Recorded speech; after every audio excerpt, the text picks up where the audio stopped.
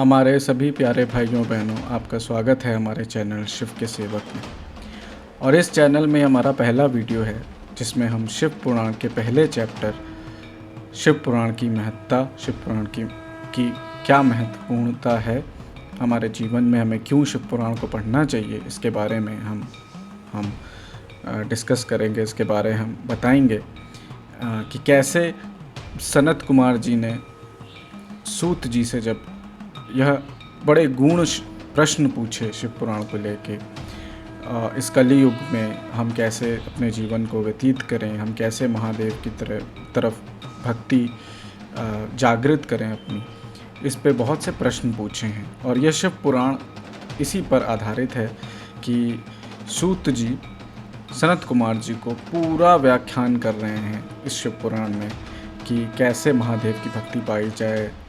नाना रकम की कथाओं के थ्रू, बहुत सारे ऐसे इवेंट्स के थ्रू हमको बता रहे हैं कि कैसे महादेव की भक्ति हमें मिले और महादेव के क्या क्या बहुत से ऐसे फैक्ट्स हैं जो कि हमारे लिए मिथ हैं, उनका मिथ बिस्टर है ये शिव पुराण।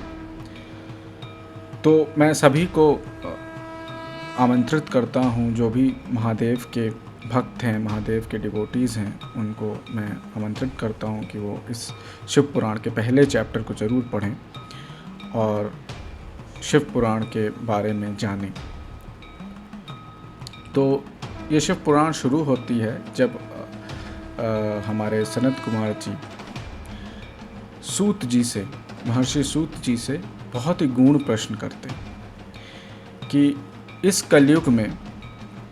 कलयुग के इस चुनौतीपूर्ण समय में जब चारों ओर भ्रम और नकारात्मकता फैली रहेगी, तब हम अपने मन को शुद्ध करने का, अपनी भक्ति को गहरा करने का कौन सा मार्ग अपनाएं। अपने मन को सच्चे और स्थायी सुख को पाने का सबसे उत्तम मार्ग क्या है, हमको बतलाइए सूत जी। यह प्रश्न सुन के सूत जी बोलते हैं और शिव पुराण का परिचय देते हैं। वो बोलते हैं कि यह केवल एक ग्रंथ की तरह नहीं, बल्कि आत्मा के लिए एक पवित्र औषधि के रूप में है। एक ऐसा ज्ञान जिसे स्वयं भगवान शिव ने सुनाया था और जिसे बाद में महर्षि वेदव्यास ने इस कलयुग में मानव कल्याण के लिए सरल रूप में प्रस्तुत किया। शिव पुराण की महिमा अतुलनीय है।